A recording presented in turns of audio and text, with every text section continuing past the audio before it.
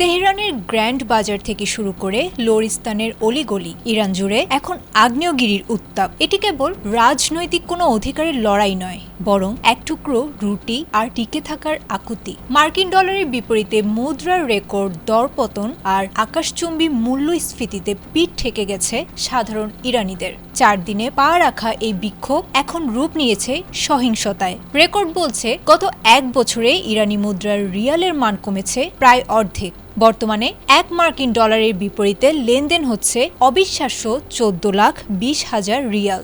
অর্থনীতির এই ধস সরাসরি আঘাত হেনেছে সাধারণ মানুষের জীবন ব্যবস্থায়। 50% ছুঁই ছুঁই মূল্যস্ফীতিতে জীবনযাত্রার ব্যয় এখন নাগালের বাইরে। গণমাধ্যম আল জাজিরার এক প্রতিবেদন থেকে জানা গেছে, রোববার তেহরানের প্রযুক্তি বাজার থেকে শুরু হওয়া এই বিক্ষোভ ছড়িয়ে পড়েছিল ইস্পাহান, ইয়াজদ ও জানজানের মতো প্রধান শহরগুলোতে।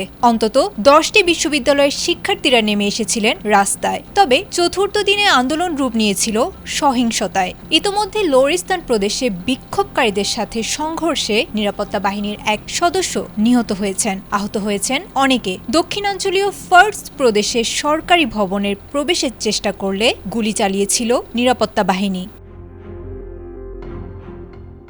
এদিকে পরিস্থিতি সামাল দিতে প্রেসিডেন্ট মাসুদ পেজেশকিয়ান একে বর্ণনা করেছেন পুরোদস্তুর যুদ্ধ হিসেবে। তিনি জনগণের যৌক্তিক দাবি শোনার জন্য কর্মকর্তাদের নির্দেশ দিয়েছেন।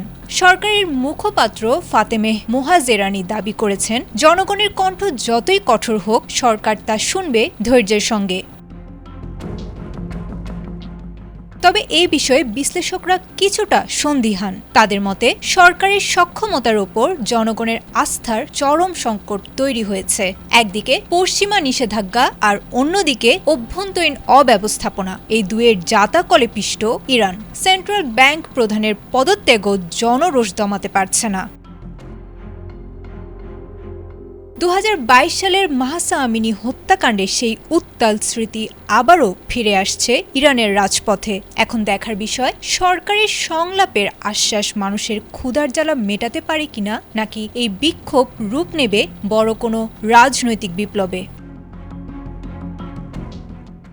Desk report, ATN Bangla.